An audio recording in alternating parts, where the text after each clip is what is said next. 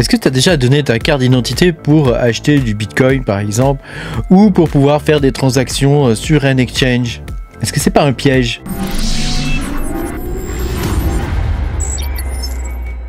Bonjour les amis, je suis très content de vous retrouver aujourd'hui pour cette nouvelle vidéo où on va parler de KYC. Pense à mettre un petit pouce bleu et à t'abonner à la chaîne si t'es pas abonné. Et puis moi je te rappelle aussi que tu peux me soutenir en allant sur patreon.com/makertronic. Tu pourras voir mes vidéos en avance. Alors on va voir dans cette vidéo, on va parler du KYC. KYC qui veut dire Know Your Customer. En gros, il te demande ta carte d'identité et toutes sortes d'autres documents. Et alors on va voir un petit peu quels sont les dangers en fait de cette pratique et pourquoi elle existe, pourquoi cette pratique, pourquoi on te demande ta carte d'identité et ce genre de choses. On va voir aussi pourquoi ça pourrait être un des plus grands dangers pour ta propre vie privée, pour ta vie tout court aussi, et donc pour ta sécurité, et même pour la souveraineté financière dans le monde des crypto-monnaies, et pourquoi le KYC va complètement à l'encontre de ce que c'est normalement la crypto-monnaie. Donc le KYC, qu'est-ce que ça veut dire? Ça veut dire Know Your Customer. C'est un processus d'identification qui est habituellement imposé par les régulateurs. Bah oui, parce que normalement les exchanges, tu sais, tu pouvais échanger sur certains exchanges jusqu'à 25 bitcoins par jour à une certaine époque. Et désormais, à partir de 0,00000, dès le premier euro, en fait, tu es obligé de montrer patte blanche et de donner ton KYC. Alors souvent le processus c'est le suivant. Tu vas sur un exchange, tu te crées un compte, etc. Tu fais toutes les options de sécurité et tout.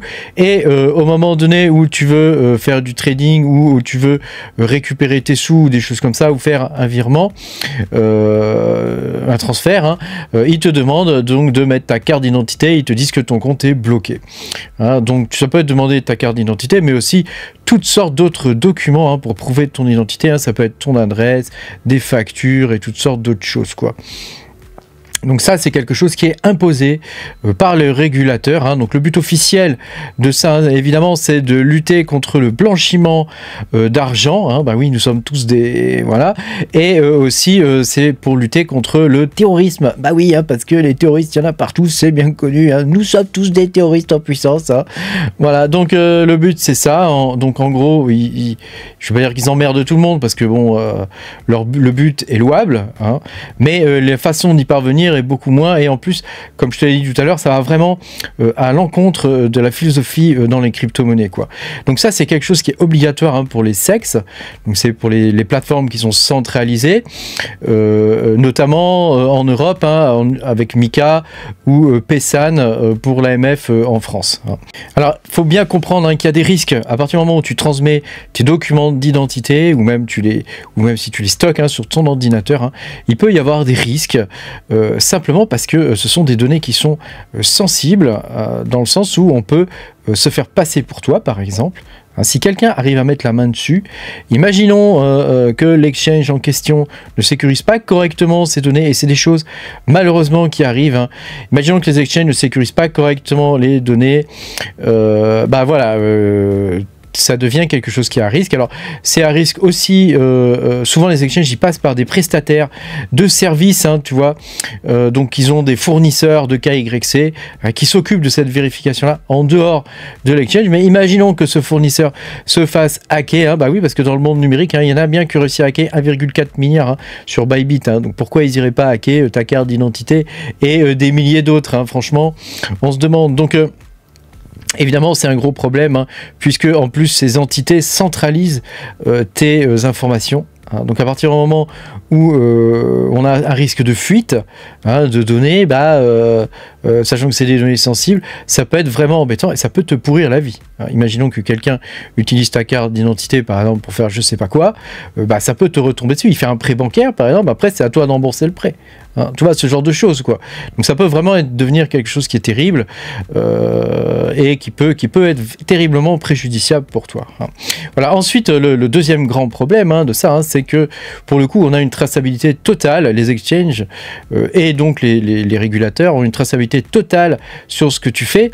À partir du moment où tu lis ton identité, alors ça peut être pernicieux en plus la façon dont tu vas lier ton identité, mais à partir du moment où tu lis ton identité à une adresse, elle est traçable à vie.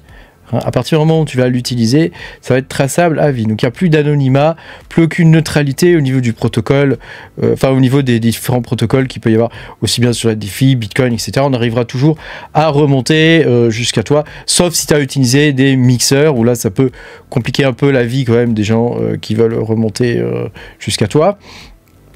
Ou des cryptos anonymes. Alors là par contre c'est beaucoup plus compliqué. Des cryptos anonymes c'est beaucoup plus compliqué. D'ailleurs en France il me semble qu'il y a une loi qui est passée ou qui va passer qui rend l'utilisation des cryptos anonymes et des mixeurs illégale, hein, et donc tu risques d'être accusé de blanchiment ou de trucs terribles, quoi. De trucs affreux, quoi. Voilà, donc franchement même nous maintenant pour miner des cryptos qui sont vie privée ça peut devenir dangereux.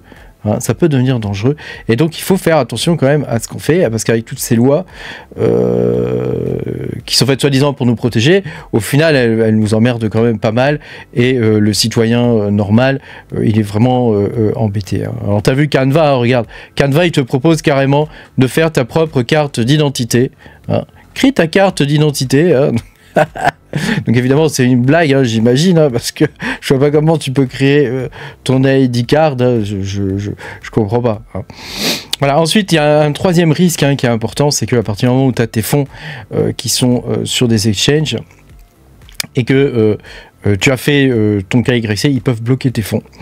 Ils peuvent bloquer tes fonds sans justification particulière et ils sont même pas obligés d'ailleurs de te donner une justification particulière à partir du moment où tu as fait ton KYC. Donc en cas de litige ou dans le cas où eux ils auraient une suspicion d'activité suspecte sur ton compte, hein, je te renvoie à ma vidéo où j'ai expliqué qu'on pouvait red flaguer des wallets à partir de wallets suspects. On peut red flaguer en envoyant des toutes petites sommes, hein. Les ordinateurs feront pas la différence de toute façon. Ton wallet sera red flag. Et donc ça va à l'encontre de la crypto, hein, et des libertés qui sont liées à la crypto-monnaie. Hein. Not your key, not your coin, rappelle-toi bien ça. Donc ça, c'est vraiment le troisième problème qu'il peut y avoir. Et puis le quatrième problème, c'est l'exclusion financière. Donc si par exemple tu as, imaginons tu vis dans une société où par exemple tu as une mauvaise note de crédit social, hein, parce que c'est ce qui nous attend quand même en Europe, hein, vous ne posséderez rien et vous serez heureux. Imaginons que voilà, tu as une mauvaise note de crédit social, à partir du moment où tu dois mettre ta carte d'identité quelque part, et ben tu es blacklisté. Tu es directement blacklisté, tu peux même pas faire d'échanges en crypto-monnaie ou de choses comme ça.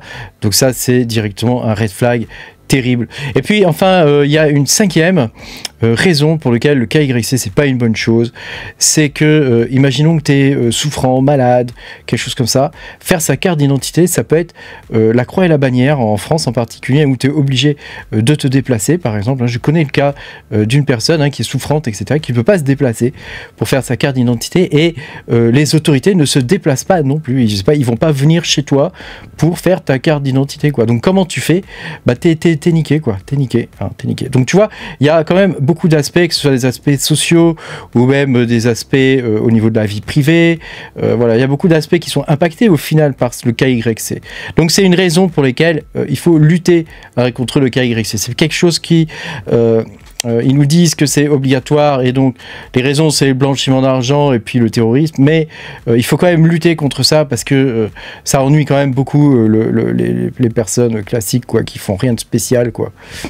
Donc les moyens qu'on a de lutter, hein, contre le KYC, hein, c'est d'utiliser des plateformes, des DEX, hein. Alors ça devient de plus en plus compliqué parce que même sur MetaMask, par exemple, ils veulent par des moyens détournés que tu fasses un KYC.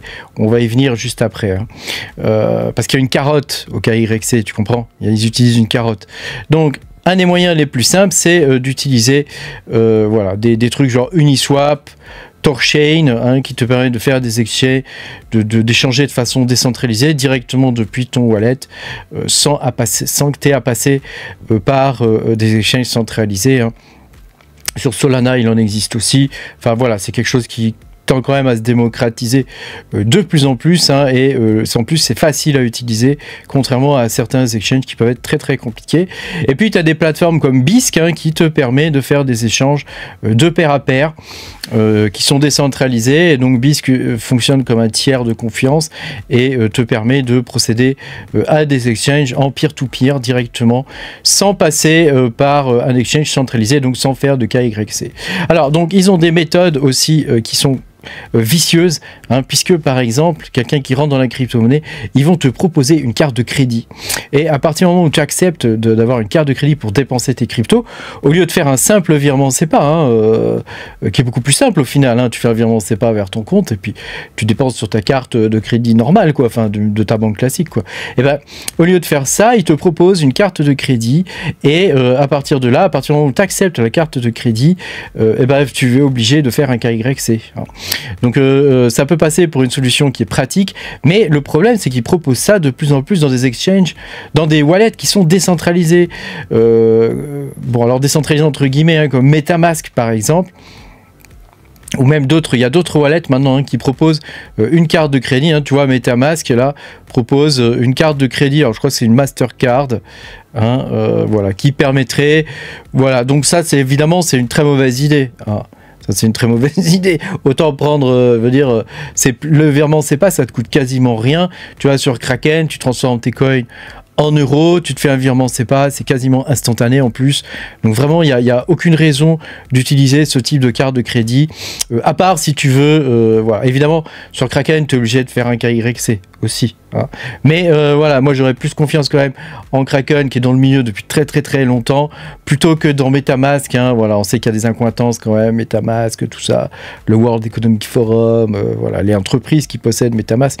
MetaMask a été racheté, hein, il n'y a pas très très longtemps, hein. Voilà, donc tu vois, c'est un combat de tous les jours, et les pièges sont partout. N'oublie pas aussi que pas tes clés, pas tes coins, hein, donc il faut quand même favoriser le stockage de tes crypto-monnaies sur des codes wallet, hein, déjà pour des raisons de sécurité évidemment, hein. Donc les codes wallet, c'est des hardware wallets comme Ledger, ou tu vois, OneKey, ou Keystone, tu vois, ce genre de choses. Voilà, évidemment il faut favoriser ça dans la mesure du possible, hein, puisque là on peut pas te prendre tes coins à moins de venir couper ton doigt ou je sais pas quoi, enfin tu vois, qu'on vienne chez toi et tout. Bon, si tu prends pas tes précautions en plus, voilà, ça peut être problématique effectivement. Voilà, et puis ne pas oublier que il faut continuer d'informer là-dessus, parce que les gens qui rentrent dans le monde des crypto-monnaies, ils n'imaginent pas ce genre de choses, hein, mais malheureusement, pourtant c'est le cas, hein, c'est un milieu qui est quand même d'informatique, hein, où tout est traçable, hein, donc il faut expliquer aux gens comment ça fonctionne et pourquoi le KYC n'est pas forcément une bonne chose. Donc tu as compris que si tu veux quelqu'un qui regarde, qui enregistre toutes tes transactions et qui veut tout faire, qui peut tout regarder, tout analyser de ta vie, etc. Bah voilà, il te suffit de faire un KYC sur une des grandes plateformes, en particulier Binance ou ce genre de plateforme, et évidemment tu seras directement flagué, hein. Donc ça c'est vraiment pas une très très bonne chose.